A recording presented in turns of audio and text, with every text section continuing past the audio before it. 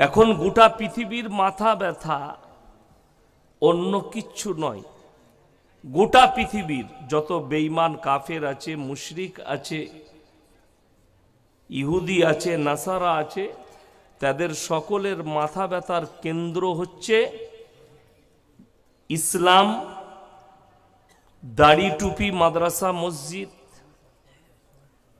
আলেম উলামা, নামাজি, এইগুলো হচ্ছে তাদের একটা মূল পয়েন্ট। কালকে আমি কলকাতায় ছিলাম, মধ্যম গ্রাম, একবারই টাউনের মধ্যে। এখন সব থেকে বড় প্রবলেম আপনার জন্য দাঁড় করিয়েছে, যে জায়গায় জলসা করছেন, যে মসজিদের জন্য জলসা করছেন, যে মাদ্রাসাগুলো বানিয়েছেন, যেই মাদ্রাসাগুলোর দ্বারা আমাদের ছেলে মেয়েরা শিক্ষা গ্রহণ করবে, দ্বীনের শিক্ষা গ্রহণ করবে, এই মাদ্রাসা মসজিদের অস্তিত্ব থাকবে কি না সন্দেহ সূচক দাঁড়িয়ে গেছে। যদি বলেন কেন, এর জন্য সরকার বিল আনতে চলেছে, তাদের নজর পড়েছে ওয়াকফ সম্পত্তির ওপরে। ওয়াকফ মানে অনেক সাধারণ লোক বুঝে না, যে সম্পত্তিগুলো আল্লাহর রাস্তায় মসজিদকে, মাদ্রাসাকে আমাদের বাপ দাদুরা দান করে গেছে। ভারতে তিনটে বড় সম্পত্তি আছে। নাম্বার 1 আছে রেলের সম্পত্তি, নাম্বার 2 হচ্ছে ডিফেন্স, বর্ডারে যে মিলিটারি আছে এদের, নাম্বার 3 আছে মুসলমানদের ওয়াকফ সম্পত্তি। 46,000 একর জমি আছে শুধু ভারতবর্ষে মুসলিমদের ওয়াকফ সম্পত্তিতে, আমাদের বাপ দাদুদের দান করা। জোরে বলুন সুবহানাল্লাহ। বেঈমান কাফেরের নজর পড়েছে, মোদী সরকারের নজর পড়েছে। তার কারণ একটাই, আদানি এবং আম্বানিকে ফায়দা দিবার জন্যে। অনেকে জানে না, মুম্বাইয়ে মুকেশ আম্বানি, যে ভারতের এশিয়ার সব থেকে বড় লোক, তার যে বাড়িটা আছে, এই বাড়িটা ওয়াকফ সম্পত্তির ওপরেই আছে, যেটার এখন বাজার মূল্য 1,500 কোটি টাকা মিনিমাম, এটা কম করে বললাম। সেটা কিনা হয়েছে মাত্র 50 কোটি টাকায়, ধোকা দিয়ে, মাথায় হাত বুলিয়ে দিয়ে ওখানে বাড়িটা তৈরি করেছে। এখন বর্তমানে যে মসজিদগুলো আছে, মসজিদের সম্পত্তি আছে, এরা বিল আনবে যে এইগুলোতে মুসলমানদের আর কোনো এখতিয়ার থাকবে না, সরকারের এখতিয়ারে থাকবে। মন গেল আপনার গ্রামে এসে বললে এই মসজিদটা ভেঙে দিতে হবে, এখানে সরকারি প্রকল্প হবে, আপনাকে জায়গা দিচ্ছি, অন্য জায়গায় নামাজ পড়ার মসজিদ করে নেন, কিংবা তোমরা বুঝে নাও কোথায় কি করবে। তখন কিন্তু আপনার আর কিছুই করার থাকবে না। ওই জন্যে সকলে প্রতিবাদ করবেন, আর আমরা আমাদের প্রাণ থাকতে ওয়াকফ সম্পত্তি সরকারের হাতে দেব না। সকলে জোরে একবার বলুন ইনশাআল্লাহ। এই ভারতের মাটিতে আমরা দেখতে পাচ্ছি যত দিন গেছে আর দিন যাচ্ছে, যত বছর পার হবে, দিন পার হবে, বেঈমান কাফেররা মাথা চড়া দিচ্ছে। নবীজিকে গালি দেওয়া বেড়েছে না কমেছে? বেড়েছে। কোরআনকে গালি দেওয়া, আল্লাহর রসুলকে গালি দেওয়া, আল্লাহকে গালি দেওয়া প্রতিনিয়ত বেড়েছে। আমি গাড়িতে আস্তে আস্তে আজকে চোখে পড়লো ফেসবুকে, আমি খবর দেখি, বাংলাদেশের একটা ছেলে, তার নাম আসাদ নূর, সে নবীজির জন্য বলছে কুখ্যাত ক্রিমিনাল। জোরে বলুন নাউজুবিল্লাহ। এত বড় কথা। আমি বলেছি সত্যিকারী আল্লাহর কসম, তাকে কমেন্টে লিখলাম, তোমার বাপ তোমার মা যদি তোমাকে হালালের জন্ম দেয়, তুমি খালি কোথায় আছো তোমার ঠিকানাটা লেখো। যে সত্যবাদী হবে, যে হক বলবে, সে সামনে বলবে না পেছনে বলবে? কথা বলে না, সামনে বলবে। আমি বিশেষ করে স্টেজে জলসা করলে আমি মুখ তাকিয়ে জলসা করি না। আমি কোরআন হাদিসের কথা বলবো, কার কাছে কোথায় গিয়ে কার রোগ আছে লাগবে, সে রোগটা ছাড়িয়ে নিবে, এটা আমার কথা। আমি সুদের বয়ান করছি, যারা সুদখোর হবে তারা সুদ ছেড়ে দিবে, ডাইরেক্ট করবে। তাতে তুমি আমার কলার ধরলেও আমার কোরআনের আয়াত পাল্টাবে না। এই হারামের আওলাদ আসাদ নূর লুকিয়ে এক জায়গায় বসে খালি ফেসবুকে নবীজিকে গালি দিচ্ছে। তোমার যদি হিম্মত থাকে, তুমি যদি আমার ভারতে থাকো, তুমি খালি একবার বলে দাও ভারতের অমুক রাজ্যে আছি, ইনশাল্লাহ দেখো, তুমি যদি ইন্দুরের গর্তয় ঢুকে থাকো তোমাকে টেনে বার করবো ইনশাল্লাহ। তুমি খালি বলে দাও ভারতের কোন রাজ্যে আছো, তোমার সেই রাজ্যের মুখ্যমন্ত্রী, তোমার প্রশাসন, তোমার কোনো বাপ তোমাকে বাঁচাতে পারবে না যদি তুমি ভারতে থাকো। নবীজিকে প্রতিনিয়ত গালি দিচ্ছে। রসুল সাল্লাল্লাহু আলাইহি সাল্লামের কথা শুনেলেন, সবাই মাথায় রাখবেন, আল্লাহর নবী সাল্লাল্লাহু আলাইহি সাল্লামকে একজন মুনাফিক মুশরিক গালি দিলেন। গালি দেওয়ার পরে নবীজি তাকে বলল যে তুমি যখন আল্লাহর নবীকে মুহাম্মদকে গালি দিচ্ছ, তুমি নিশ্চয়ই অবৈধ সন্তান, হারাম সন্তান। সেই লোক মুশরিক ছুটে গেল নিজের মায়ের কাছে, এবং দেখুন সেই যুগের যারা কাফের মুশরিক ছিল তাদের এতটুকু বিশ্বাস ছিল মুহাম্মদ যেটা বলেছে এটাই সত্য। জোরে বলুন সুবহানাল্লাহ। বেঈমান কাফের মুশরিকদেরও বিশ্বাস ছিল যে আল্লাহর নবী মুহাম্মদ যেটা বলবে মিথ্যা বলবে না, সত্য বলবে, এটা তাদের কনফার্ম একদম বিশ্বাস। সে মায়ের কাছে ছুটে গিয়ে বলল আমি মুহাম্মদকে গালি দিয়েছি, মুহাম্মদ সাল্লাল্লাহু আলাইহি সাল্লাম আমাকে বলেছে তুমি খোঁজ নিয়ে দেখো, তুমি যখন আল্লাহর নবীকে গালি দিয়েছো তুমি অবৈধ সন্তান। তার মা বললে বাবা মুহাম্মদ ঠিকই বলেছে, আমি জিনা করার পরে তুমি আমার পেটে এসছিলে, তোমাকে আমি নষ্ট করিনি, তুমি জন্ম নিয়েছো তুমি জিনা করার পরে, তুমি আমার অবৈধ সন্তান, তুমি তোমার বাপের সন্তান নও। মাথায় রাখবেন, এই ভারতের মাটিতে পৃথিবীতে যারা গালি দিচ্ছে, তসলিমা নাসরিন, আসাদ নূর, নাজিয়া ইলাহি খান, আর যতগুলো পাখান্ডি বাবা, জ্যোতি নরসিংহা থেকে শুরু করে যারাই গালি দিচ্ছে, এরা সব অবৈধ সন্তান, এরা বৈধ নয়। যদি বৈধ হতো মুহাম্মদকে গালি দিত না। আপনাদেরকে আমি প্রুফ দিয়ে যাচ্ছি, তার একটা মারাত্মক প্রুফ, যারা শিক্ষিত আছেন তারা শুনবেন। আমাদের দেশে, আপনাদের এখানে স্কুল আছে, আছে না নাই? স্কুল আছে, মালদায় কলেজ আছে, কালিয়াচকে কলেজ আছে নাকি আমি জানি না, আছে, আছে মাশাআল্লাহ। তো কলেজের প্রফেসরের রুমেতে যিনি প্রিন্সিপাল, তিনার রুমের ভেতরে মাথার উপরে ছবি কাদের থাকে? ঈশ্বরচন্দ্র বিদ্যাসাগরের, কবিগুরু রবীন্দ্রনাথ ঠাকুরের, বঙ্কিমচন্দ্রের, শরৎচন্দ্রের, স্বামী বিবেকানন্দের। আচ্ছা বলুন, এই নূপুর শর্মা, তসলিমা নাসরিন, নাজিয়া ইলাহি খান, এরা কি তাদের থেকে ভালো না খারাপ? কথা বলে না?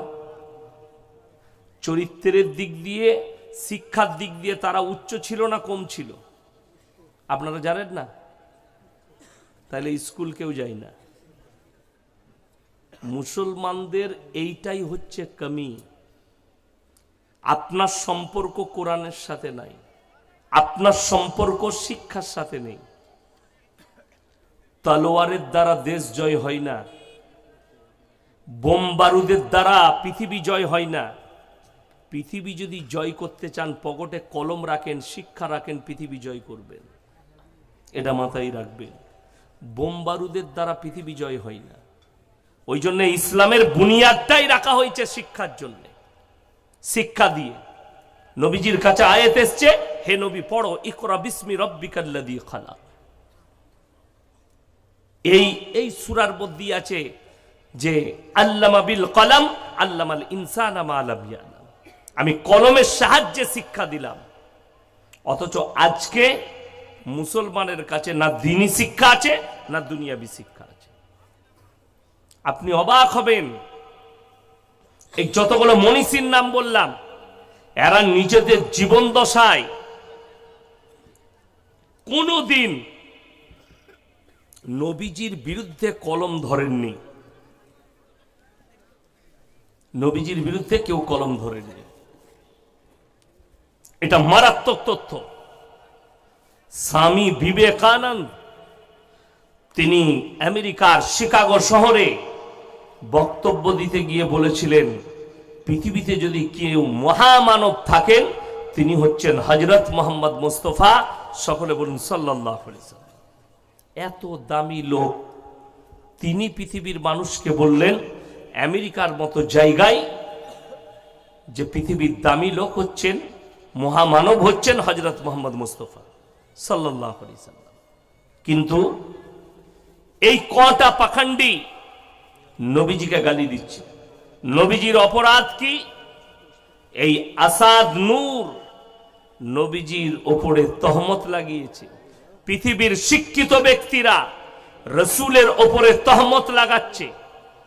নূপুর শর্মার অভিযোগ, আল্লাহর হাবিব সাল্লাল্লাহু আলাইহি সাল্লাম যেদিনে বিবাহ করেন মা আয়েশা সিদ্দিকা রাদিয়াল্লাহু তাআলা আনহাকে, তিনার বয়স ছিল মাত্র 6 বছর। যেদিনে সংসার শুরু করেন সেই দিনে বয়স ছিল 9 বছর। নাউজ বিল্লাহ, আসাদ নূরের মতো হারামের আওলাদ, নূপুর শর্মার মতো হারামের আওলাদ, এরা নবীজিকে বলছে বাচ্চা ছেলেকে বাচ্চা মেয়েকে বিবাহ করে বলাৎকার করেছে। জোরে বলুন নাউজ বিল্লাহ। কষ্ট লাগে, বুকটা ফেটে যায়। আমার ভাই, যদি ইসলামী রাষ্ট্র হয় সেইখানে যে নবীজির বিরুদ্ধে এরকম কুক্তি করবে তাকে মৃত্যুদণ্ড একদম ইসলাম শরীয়তে ফরজ। কোন আর কিচ্ছু তার বিচার চলবে না। যদি ইসলামী রাষ্ট্র হয় মৃত্যুদণ্ড দিয়ে দাও নবীজির বিরুদ্ধে বলার কারণে। অনেক শিক্ষিত ছেলে আছেন, আপনার মনে মনে হবে নবীজি 6 বছর বয়সে মা আয়েশাকে বিয়ে করলেন। নবীজি সাল্লাল্লাহু আলাইহি সাল্লাম 1400 বছর আগে করেছেন, 1450 বছর আগে। আপনাকে আমি মাত্র 100-150 বছর পেছনে নিয়ে যাব, আপনি অবাক হবেন তথ্য শুনলে। ঈশ্বরচন্দ্র বিদ্যাসাগর যেদিনে বিবাহ করেছেন তিনার স্ত্রীর বয়স ছিল মাত্র 7 বছর। ভালো করে ইতিহাস পড়ে দেখুন। কবিগুরু রবীন্দ্রনাথ ঠাকুর যেদিনে বিবাহ করেছেন উনার স্ত্রীর বয়স ছিল মাত্র 11 বছর। সব থেকে কম বঙ্কিমচন্দ্র চট্টোপাধ্যায় যেদিনে বিবাহ করেছেন ওনার স্ত্রীর বয়স ছিল মাত্র 5 বছর। সত্যেন্দ্রনাথ বসু যেদিনে বিবাহ করেছেন স্ত্রীর বয়স ছিল মাত্র 6 বছর। আমি বলতে চাই, এই হারামের আওলাদ দিকে জিজ্ঞেস করো, যাদের ছবিটা স্কুলের হেডমাস্টারের মাথার উপরে টাঙানো থাকে, যে শিক্ষিতরা এদের জন্ম মৃত্যু দিবস পালন করে, তোমরা কি বলতে পারবে ইনারা বলাৎকার করেছে? আমরা বলতে পারবো না। কেন? সায়েন্স জানার পরেও কিছু লোক গন্ড মূর্খ এবং মুরতাদ, তাদের গুমরাহ। সায়েন্স জানার পরেও শুনেলেন একটা মেয়ে 9 বছর বয়স হলে বালিগান করিবা, তার হরমোনের জোর হলে সে বালিগ হয়ে যায়। বালিগ হয়ে যায় হরমোনের জোর হলে। বালিগান করিবা, বালিগ হব 10 বছর বয়স হলে সেই মেয়ে বালিগ হয়ে যায়। 12 বছর বয়স হলে সে বাচ্চা ধারণ করার ক্ষমতা নিয়ে চলে আসে, কোনো অসুবিধা নেই। এটা আমি সায়েন্স বললাম। আমি আপনাকে বুঝিয়ে দিই, এখন বর্তমানে বেঈমান কাফেররা ঠান্ডা মাথায় মুসলমানদের ইমানকে চুরি করছে, আপনি অনুভব করতে পারবেন না কিভাবে। আজকে বর্তমানে 100টা মহিলার মধ্যে, প্রেগনেন্ট মহিলা 100টার মধ্যে 98 জনের সিজার করে বাচ্চা হচ্ছে, পেট চিরে। ঠিক বললাম না ভুল বললাম? সেই ডাক্তারকে জিজ্ঞেস করুন, ডাক্তার আপনাকে উক্তি দিচ্ছে, যুক্তি দিচ্ছে, বাবা এটা তো আপনার মডেলিং এর যুগ, সায়েন্সের যুগ, সায়েন্স উন্নত হয়েছে, তো আগে বাচ্চা হতো, মানুষ মারা যেত, মারা যেতেন, তখন ডাক্তার ছিল না, দাই মারা বাচ্চাই করতো।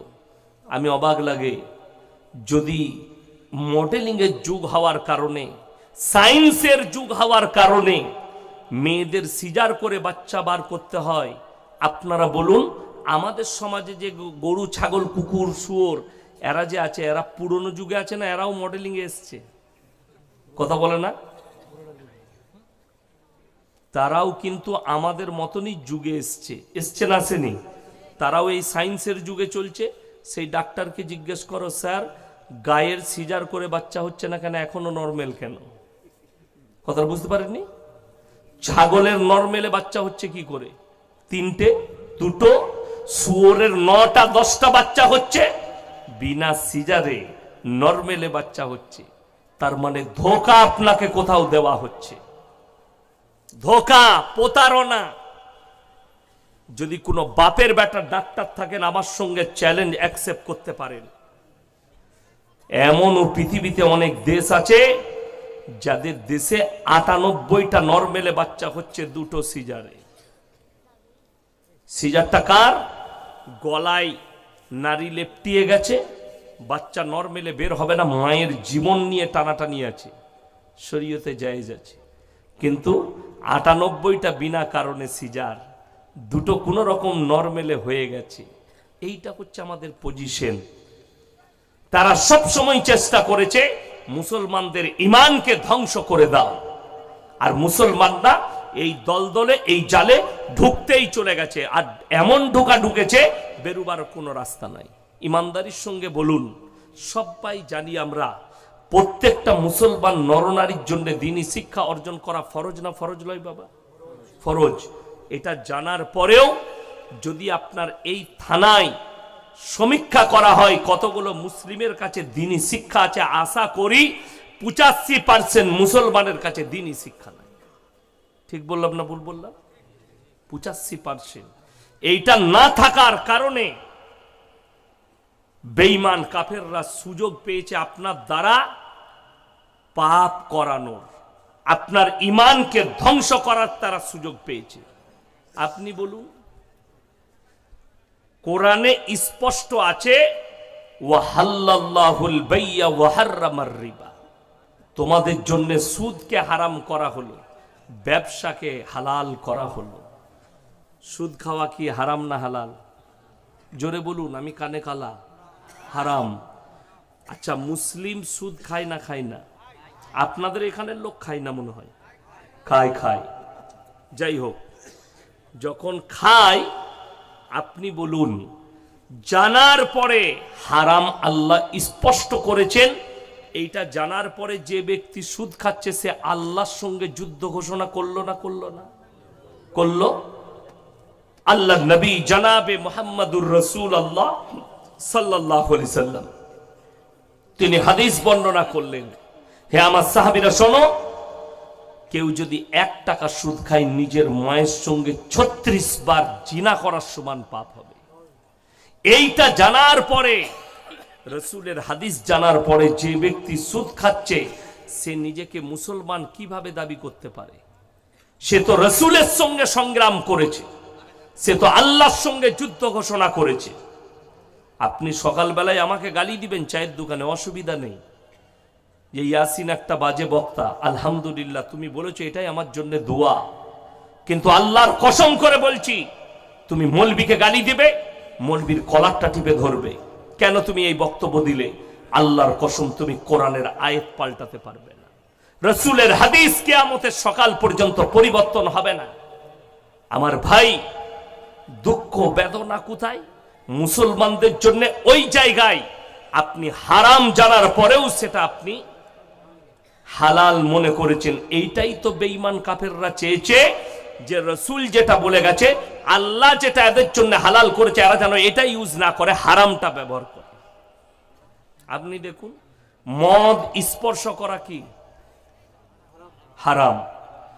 মদ স্পর্শ করা যদি হারাম হয়, মুসলমান মদ খায় না খায় না? মুসলমান মদ বিক্রি করে না করে না? যদি বলেন করে না, আমি হাই রোডে কালিয়াচক থেকে শুরু করে ধুলিয়ান থেকে বহরমপুর পর্যন্ত দেখিয়ে দেব কতগুলো মুসলিম হোটেল খুলে মদ বিক্রি করছে। অথচ আপনাকে দেখিয়ে দিই, আপনি যখন বহরমপুর থেকে আসবেন হাইওয়ের ওপরে 34 নম্বর ধরে পলসন্ডা পার করি একটা ধাবা আছে, পাপ্পুদা ধাবা, বোর্ড দিয়ে আছে মদ নিষিদ্ধ। পাঞ্জাবিদের ছেলে দু ভাই বসে থাকে, মুখে দাড়ি আছে, মাথায় পাগড়ি আছে, আমাকে খুব রিসপেক্ট করে, ভালোবাসে। আমি মাঝে মাঝে চা খাই দাঁড়িয়ে, ওখানে রুটি ফুটি খাই আমি মাঝে দাঁড়িয়ে। রাত্রে কখনো পেরিয়ে গেলে আমি ওখানে দাঁড়াই। মদ নিষিদ্ধ কার জন্য করেছে? সে দেখেছে আমি যে এরিয়ায় হোটেল করেছি এটা মুসলিম এরিয়া, মুসলিমরা আমার হোটেলে খাবে এবং ভদ্র লোকরা আসবে। তারা কতটা ভদ্র যে হোটেলে মদ বিক্রি করেনি। অথচ মুসলমান হারাম জানার পরেও হোটেল খুলেছে, হোটেলে মদ বিক্রি করছে, আর হারামখোর নিজেও খাচ্ছে। অথচ আল্লাহ নিষেধ করেছেন তোমাদের জন্য স্পর্শ করা হারাম। এরপরে যে লোকটা মদ খাচ্ছে, ই আল্লাহর সঙ্গে সংগ্রাম করলো না আল্লাহর সঙ্গে যুদ্ধ ঘোষণা করলো। এই লোকটা মুসলমান কি করে থাকতে পারে? এই লোকটাকে আপনি ইমানদার কি করে বলছেন? কষ্টটা ওই জায়গায়। মসজিদে মদ খেয়ে ঢোকা যায় না, গাঁজা খেয়ে ঢোকা যায় না, কিন্তু আমাদের মসজিদে জুম্মার দিনে আতর লাগিয়ে ফাঁস কাতারে সুদখোররা নামাজ পড়তে পায়। আমরা বললে খারাপ মৌলবি, ইমাম সাহেব বললে ইমামের চাকরি যাবে, ইমামকে তাড়িয়ে দেবেন। সুদের বয়ান করেছে, সুদখোররা তার পরের দিন থেকে ইমামের পেছনে লাগবে, ইমামকে কিভাবে মসজিদ থেকে তাড়াবে। বীরভূম ডিস্ট্রিক্টে এক জায়গায় জলসা করতে গেছি, নাম বলবো না, রেকর্ডিং হচ্ছে, বেচারা ইমামকে গিয়ে ধরবে তারা। ইমাম সাহেব আমাকে বলল, আমি জুম্মার দিনে খুতবা দিয়েছি সুদের ওপরে, রাত 12টার পরে আমার কাছে এসে মসজিদে আওয়াজ দিয়েছে। কি ব্যাপার? বলেছে মৌলী সাহেব দরকার আছে। গেট খুলেছে, কোনো দরকার হতে পারে। পাশে বসে 3-4 জন সুদখোর বলেছে, দ্বিতীয়বার কোনো জুম্মায় যদি এই বক্তব্য দাও তোমাকে গুলি করে শুট করে দেবো, মার্ডার করে দেবো। এটা আমি কোনো বানানো গল্প বলিনি, সত্য ঘটনা ইমাম আমাকে শুনিয়েছেন দুঃখের সঙ্গে। আপনি ভেবে দেখুন কত বড় হুমকি। আজকে কিন্তু আমি বক্তব্য দিচ্ছি, আমার কিন্তু চাকরি যাবার ভয় নাই। ভয় আছে? চাকরি যাবার কোনো ভয় নাই। আমাকে যদি বলেন হুজুর সুদের বয়ান করবেন না, মদের বয়ান করবেন না, গাঁজার বয়ান করবেন না, আমি নামবো, গাড়ি রেডি আছে, পালিয়ে যাবো। তুমি বুঝে নাও, যেখানে আসবো পরে এই কথাটাই বলবো, হারামটাকে হারামই বলবো। তুমি আমাকে দাওয়াত দিও না, আমি আমার মাদ্রাসায় বসে ক্লাস করব, হালালের খাবার খাবো, আর মানুষকে হকটাই বলবো। আমার মাদ্রাসায় গিয়ে খুঁজলেন, আমি জীবনে মাদ্রাসায় 1 কাপ চা খাই না, মাদ্রাসায় খানা খাই না, বাড়িতে খাই, মাদ্রাসার ক্লাস করি। তার কারণ একটাই, আমাদের সমাজ মাদ্রাসার মৌলী সাহেব আর তালবিলিম দিকেও বক্সায়নি, এদিকেও হারাম খাওয়াচ্ছে হালাল মনে করে। মাদ্রাসায় গিয়ে আমি একদিন ক্লাস করছি, গেটে ঢুকি আমার রুম, তো একজন এসে বসলো। হুজুর সাহেব কথা ছিল। বলো কি আছে? ছেলেদিকে খাওয়াবো। তো আমার বোর্ডিং ম্যান যিনি আছেন মাস্টার সাহেব, মুড়ারোয়ে বাড়ি, বললাম মাস্টার সাহেব আপনি ফদ্দ করে দেন, কি কি লাগবে, বিরিয়ানি খাওয়াবে ছেলেদিকে।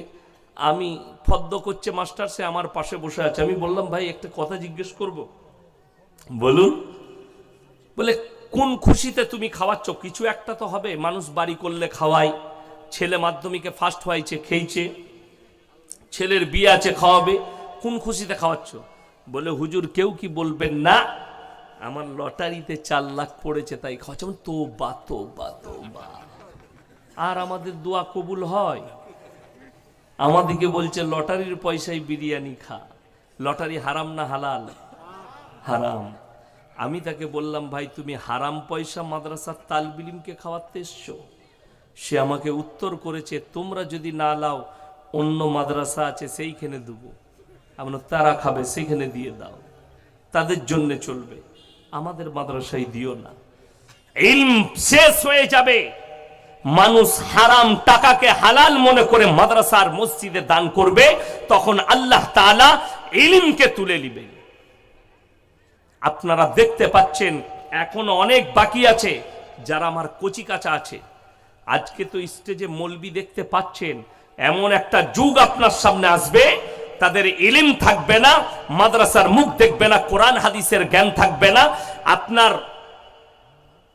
মুআন্নাস মুজাক্কারের জ্ঞান নেই, স্টেজে এসে আপনাকে কোরআন হাদিস শোনাবে আর কোরআন হাদিসকে বিকৃত করবে, তারাই হবে জাহান্নামের খোরাক।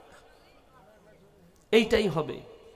আমি 3 মাস আগে হুগলি ডিস্ট্রিক্টের তারকেশ্বরে জলসা করতে গেছি। আমি কামরায় ঘুমাচ্ছি, আমার টাইম হলো, উজু করে যাচ্ছি, তখন একটা অল্প বয়সী ছেলে, একদম কম, 24 পরগনা থেকে এসছে, এই দাড়ি গজিয়েছে, বক্তব্য দিচ্ছে কানে হাত দিয়ে, মানুষকে গুমরাহ করার বক্তব্য দিচ্ছে, ইসলাম বিরোধী আর কোরআন হাদিস বিরোধী বক্তব্য দিচ্ছে। আমি গিয়ে স্টেজে যখন তাকে ধরলাম, যদিও সেই দিনে ভাগ্য ভালো কোনো রেকর্ডিংওয়ালা ছিল না, একদম গ্রাম্য অঞ্চল, আমি মনে করেছিলাম থাকলে ভালো হতো। তো তার বক্তব্য কি? কোরআন বিরোধী হাদিস বিরোধী বক্তব্য কি আছে? সে মানুষকে কানে হাত দিয়ে, আর আমাদের দেশের একটা রোগ আছে, কোন বক্তা যদি কানে হাত দিয়ে সুর করে 3 কিলোমিটার টেনে বক্তব্য দেয়, এরা বলে দারুণ বক্তা বে, আর মেয়েরা বলে কি সুর লো, মারাত্মক গলা, বুঝলি কিলো, বুঝে নাই কিচ্ছু, যা বুঝে করগা, সমাজ শেষ। কানে হাত দিয়ে বলছে বাবাজিরাম, আমার মায়েরা বোনেরা, বাবাজিরা, বাবা ধনেরা। সে বক্তব্য রাখছে কার? বড় পীর আব্দুল কাদের জিলানী রহমতুল্লাহ আলাইহির একটা উক্তি বর্ণনা করছে, যেটা ফুল মিথ্যা এবং বানাওয়াট কথা। কি বলছে? অনেক জনার মনে মনে হবে আব্দুল কাদের জিলানী রহমতুল্লাহ আলাইহি, আমি 1 লাখের বেশি জলসা ছুটছে, একটা যদি স্কিপ বার করতে পারেন যে আমি ইনাদের বিরুদ্ধে বলেছি, আমি জীবনে আর জলসা করব না, কিন্তু যারা মিথ্যাচার করছে তাদের বিরুদ্ধে আমি। কি বয়ান হচ্ছে? বাবাজিরাম, বড় পীর আব্দুল কাদের জিলানী দস্তরখানে খানা খেতে বসেছেন, দেশি মুরগি দিয়ে ভাত দিয়েছে বাবা। আজকে যেমন আমাকে বললাম রুটি খাবো, দেশি মুরগি দিয়ে রুটি দিয়েছে বক্তা দিকে, দেশি মুরগি। তো আমি খেলাম, 1 পিস 2 পিস খেলাম। কি বক্তব্য শুনেলেন? বাবাজিরাম, বড় পীর দেশি মুরগি খাচ্ছেন আর হাড্ডিগুলো এক জায়গায় আলাদা করে রাখছেন বাবাজি। একজন মুরিদ জিজ্ঞেস করলেন, হে বাবা, আপনি দেশি মুরগির মাংস খাচ্ছেন কিন্তু হাড্ডিগুলো আলাদা করে রাখছেন কেন বাবা? তখন তিনি বলছেন, হে মানুষ, যুগের মানুষ শুনে নাও, আমি বড় পীর, এই মুরগিটা খাওয়ার পরে মুরগিটাকে আবার জীবিত করার ক্ষমতা রাখি। নাউজুবিল্লাহ বলেন। আমি বললাম স্টেজে গিয়ে, ভাই এটা পেলে কোথায়? বলে হুজুর মোবাইলে দেখেছি। আমি বলি, তুই মোবাইলে পাস করা মৌলবি, মাদ্রাসায় পড়া মাল লস। এ মোবাইলে পাস করেছে মৌলবি। তাকে আমি বললাম, ভাই কোথায় মৌলবি পড়েছে? হুজুর 2 বছর পড়ে এলাম মাদ্রাসায়। বলে ওই জন্য তাহলে ঠিক আছে, তোর দোষ নাই, দোষটা এদের, কমিটিওয়ালাদের, যারা দাও দিয়েছে। আমি তাদেরকে বললাম, আপনাদেরকেও বলে যাই, ইমানদারির সঙ্গে বলুন। অনেকজন সেখানে বললে যে স্টেজে বলাটা ঠিক হয়নি, আপনাকে আলাদা বলতে হতো। আমি বললাম, গোটা কমকে গুমরাহ করছে। স্টেজে বসে আমি যদি তার ভুলটা না ভাঙিয়ে দিই, এই লোকগুলো এটাই আকীদার বিশ্বাস নিয়ে বাড়ি যাবে আর সবারই ঈমান ধ্বংস হবে। বড় কষ্ট লাগে ভেবে দেখুন, এখানে যতগুলো স্টেজে আলেম বসে আছেন মৌলবি, আমি চ্যালেঞ্জ দিয়ে গেলাম গোটা কালিয়াচকের আলেম দিকে, কেউ যদি একটা হাদিস, জয়ীফ হাদিস দেখাতে পারে, নবীজি সাল্লাল্লাহু আলাইহি সাল্লাম দুম্বার মাংস খেয়েছেন না খাননি? খেয়েছেন। সেই দুম্বাটা খাওয়ার পরে, মাংস খাওয়ার পরে দুম্বাটাকে নবীজি জীবিত করেছেন। নবীজির থেকে দামি লোক পৃথিবীতে কেউ আছে? কিয়ামত পর্যন্ত আসবে না।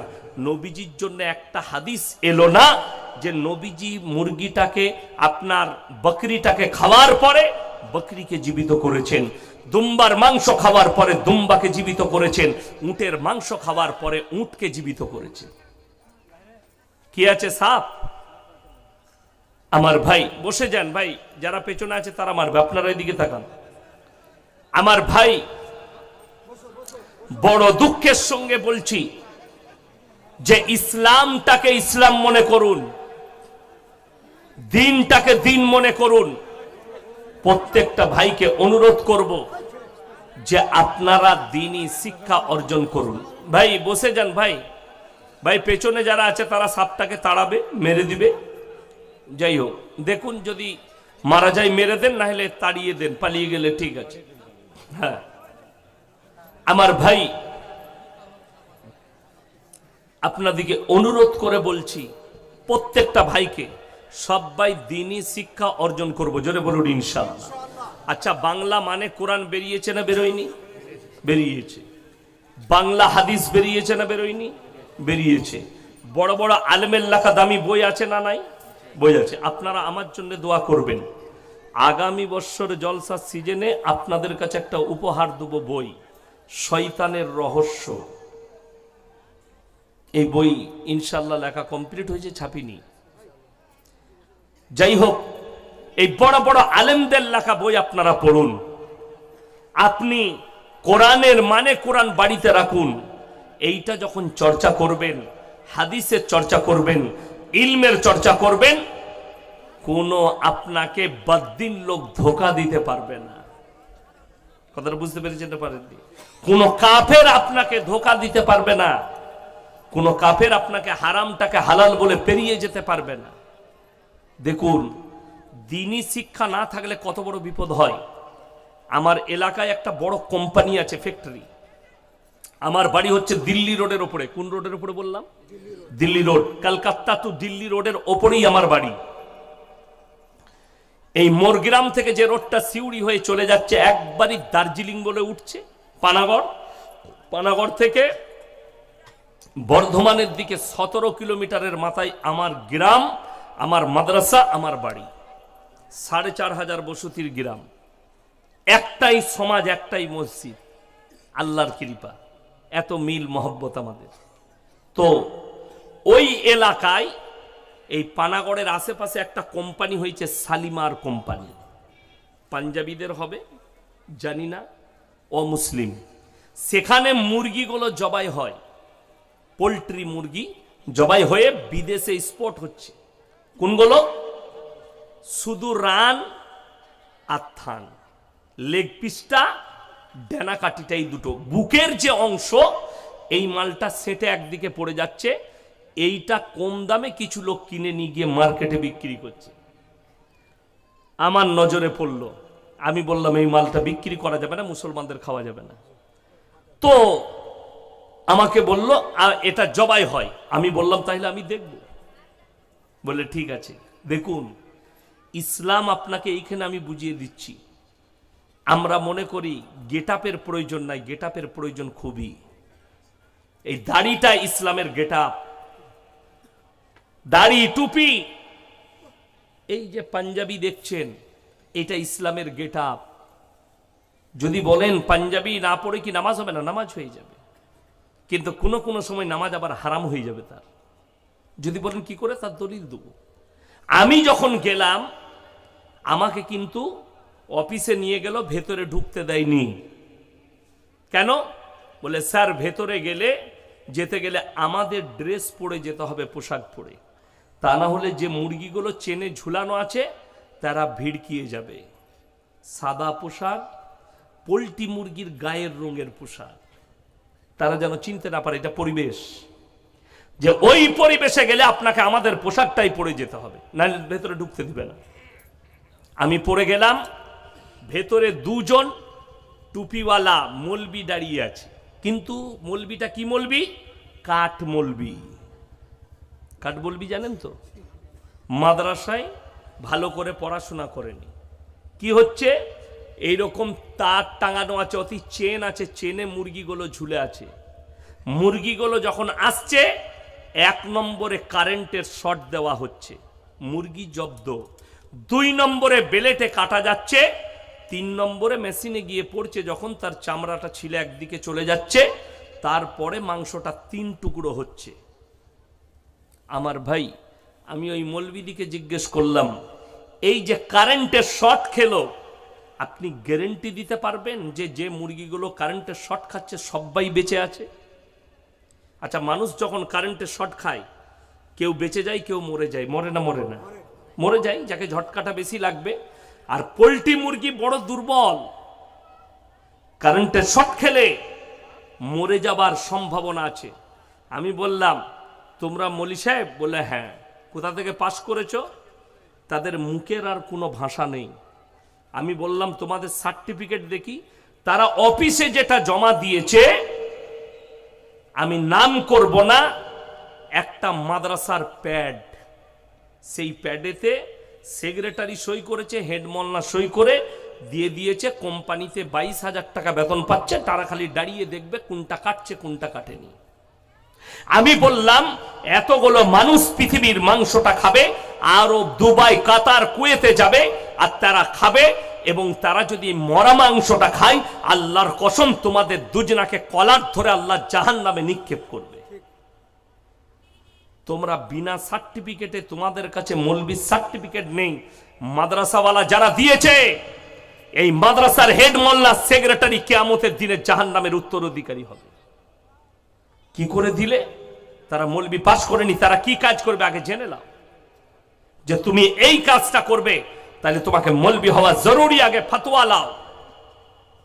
মার্কেটে বন্ধ হয়ে গেল মুরগির মাংস বিক্রি করা। আমি বললাম, এটা চলবে না, মার্কেটে যেতে পাবে না।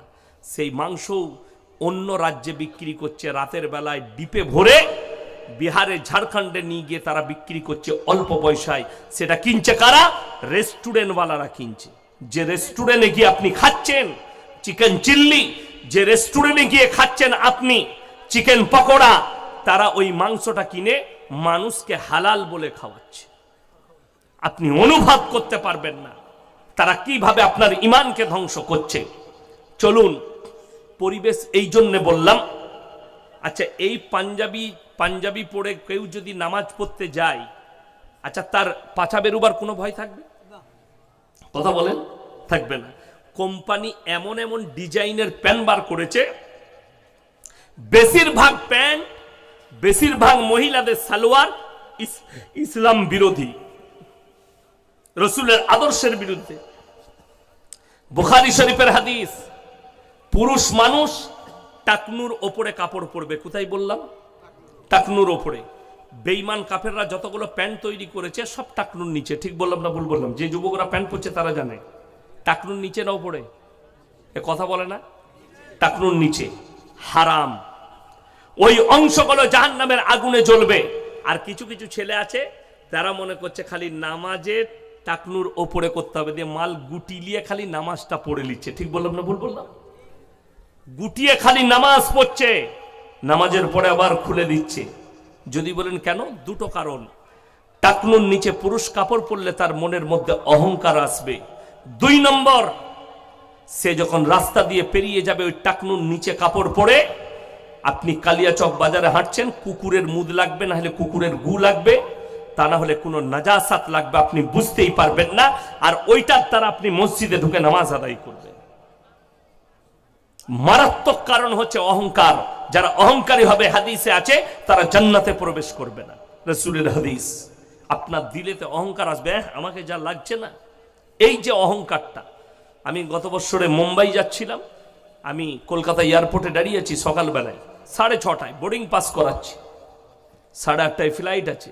ঢুকলাম বোর্ডিং পাস করাতে, আমার সামনে লাইন, লম্বা লাইন আছে 100 জনের।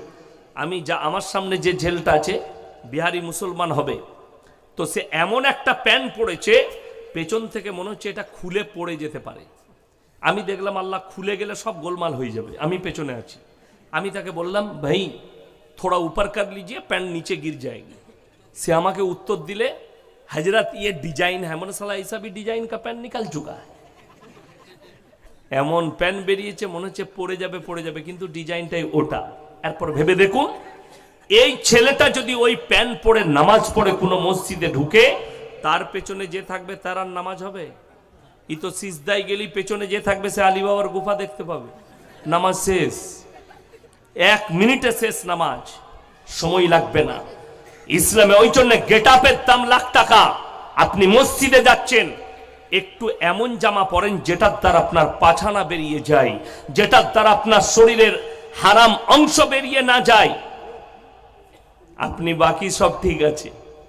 মহিলাদের জন্য টাকনুর নিচে কাপড় পরতে হবে। বুখারী শরীফের হাদিস, যে মেয়েরা টাকনুর উপরে কাপড় পরবে আল্লাহ তাআলা ওই অঙ্গগুলো জাহান্নামের আগুনে জ্বালাবেন।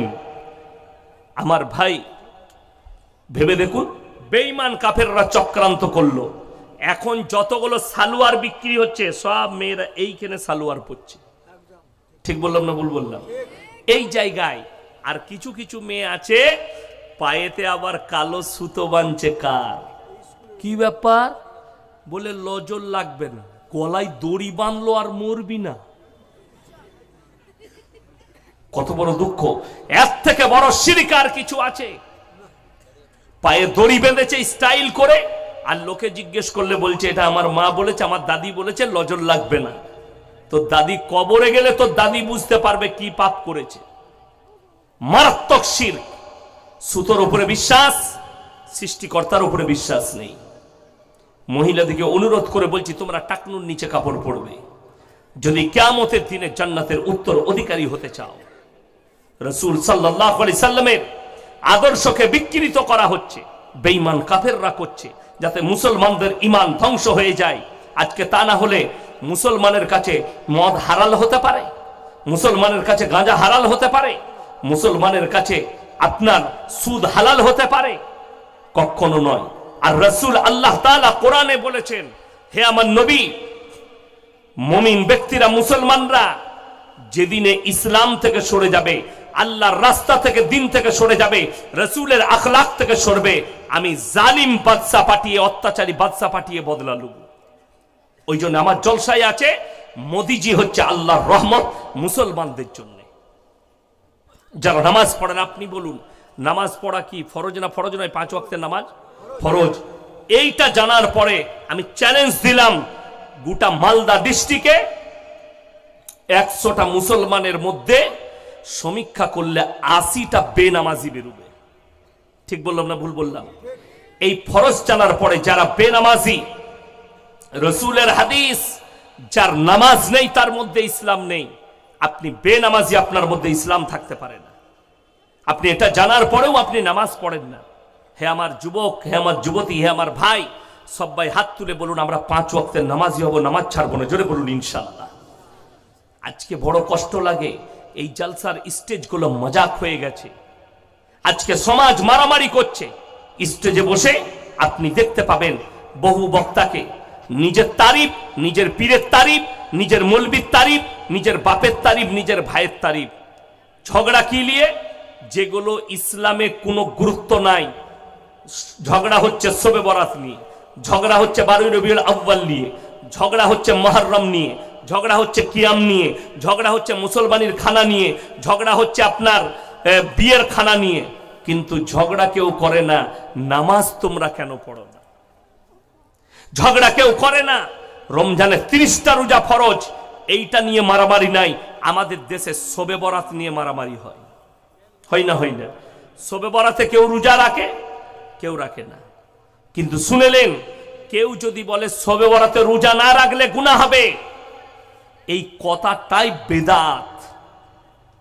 বড় কষ্ট লাগে। এরপর এইটা নিয়ে মারামারি করছেন নফল ইবাদত নিয়ে, কিন্তু ফরজ রোজা নিয়ে কারো মারামারি নাই। হাইরে মৌলবি, তুমি বলতে পারলে না রমজানে 30টা রোজা না রাখলে, কেউ যদি বিনা কারণে, বিনা ওজরে যদি একটা রোজা ছেড়ে দেয়, সারা জিন্দগি রোজা রাখলে একটা রোজার মাসুল দিতে পারবে না। আপনার জানা নেই মসজিদের সামনে বসে নামাজ কাজা করছে, এই লোকটাকে আপনি মুমিন ভাবেন? এই লোকটাকে মুসলমান ভাবেন যে মসজিদের সামনে চায়ের দোকানে বসে 3 ঘন্টা আড্ডা মারছে অথচ নামাজ পড়ে না? অথচ সে বলে আমার সময় নেই। আমাদের দেশে 3টে কোয়ালিটির নামাজি আছে। কটা বললাম? 3টে। নাম্বার 1 5 ওয়াক্তের নামাজি, নাম্বার 2 শুধু জুম্মার নামাজি, নাম্বার 3 শুধুমাত্র ঈদ আর বকরা ঈদের নামাজি। ঠিক বললাম না ভুল বললাম? আমি যেখানে নামাজ পড়াই বর্ধমানে 15টা গ্রাম নামাজ পড়ে আমার পেছনে, অনেক বড় জামাত। তো আমি নামাজে দাঁড়াবো, একজন এলো, কি ব্যাপার? বলছে হুজুর কথা ছিল। বলো। বলছে হুজুর নিয়তটা একটু বলে দেন তো। আমি বললাম সানাটা শোনা? জানি না। আত্মাহাতু? জি জানি না। দরুদ শরীফ? জানি। আমি তুই গিয়ে দাঁড়া, যেভাবে মাথা ঠুকবো ঠুকে দিবি, তোর নামাজ এমনি হয়ে যাবে। কথা বুঝতে পারেননি? এ মূর্খ জানেই না নিয়ত তো মনে। আমি ঈদের নামাজ পড়ছি, নিয়ত হলো না? হলো না? কথা বলেন। নিয়ত হয়ে গেল। এরপর আপনি সানা জানেন না, রুকু সিজদা তসবিহ জানেন না, আত্তাহিয়াতু জানেন না, দরুদ শরীফ জানেন না, দুআয়ে মাসুরা জানেন না, নামাজ হবে? কোন মৌলবি যদি বলে নামাজ হবে, আমি জীবনে আর সমাজের বুকে বক্তব্য দেব না, নামাজ হবে না। এরপর তোমার আসল জিনিসগুলো নাই, ই মারামারি করছে নিয়ত নিয়ে। দেখবেন যারা জীবনে নামাজ পড়ে না তারাই বেশি বলে মৌলভী সাহেব একটু এই নিয়তটা কহে দিয়েন তো। সে জীবনে নামাজ পড়ে না, কিন্তু ঈদের দিনে এসে লাফাবে। ঈদের দিনে নামাজ ছাড়া গেছে কার? যে জীবনে নামাজ পড়ে না তার। দিয়ে নামাজের পরে বলছে সালা তোদের কমিটিকে দেখে নিচ্ছি আমি, সালা ইমাম কি করে থাকে সেটা দেখবো, সালাকে তাড়িয়ে দেবো। আর জীবনে নামাজ পড়ে না ও। আচ্ছা ওর মারামারি করে লাভ হবে? কিন্তু এই যে লাপালে ঈদগাতেই লাপিয়ে নিলে, জোহরের পর থেকে তো মাল আউট, আর নাই। সন্ধ্যাবেলায় মদের বোতল নিয়ে বসেছে বাড়ি থেকে কুরবানির মাংস নিয়ে। হাই রে মুসলমান, তুমি দিন বুঝলে না। আল্লাহ নবী সাহাবীরা দিনের ওপরে দাঁড়িয়ে গেছে, কলমার ওপরে দাঁড়িয়ে গেছে, আল্লাহর ওপরে ইয়াকিন আর বিশ্বাস এনেছে। আল্লাহর কসম, ইতিহাস তুলে দেখলেন 313 জন সাহাবী একদিকে, 1000-এর বেশি বেঈমান কাফের একদিকে। আল্লাহ জয়লাভ করিয়েছেন সাহাবীদের বিশ্বাস আর ইয়াকিনের উপরে। আর আজকে পৃথিবীতে 250 কোটি মুসলমান, পৃথিবীতে 47টা মুসলিম রাষ্ট্র, নিরীহ ফিলিস্তিন আর গাজার শিশু থেকে নিরীহ মানুষ দাঁড়িয়ে 60 লাখ ইহুদির কাছে মার খাচ্ছে, আর গোটা পৃথিবী নীরবে দাঁড়িয়ে দেখছে। কিয়ামতের আলামত নিবেন, কিয়ামতের আলামত শুনেলেন। রাস্তাঘাটে কুকুরের মতো নারী পুরুষ জিনা করবে, কিয়ামতের আলামত। আজকে সেই দিনটা এসছে। কিয়ামতের আলামত শুনেলেন।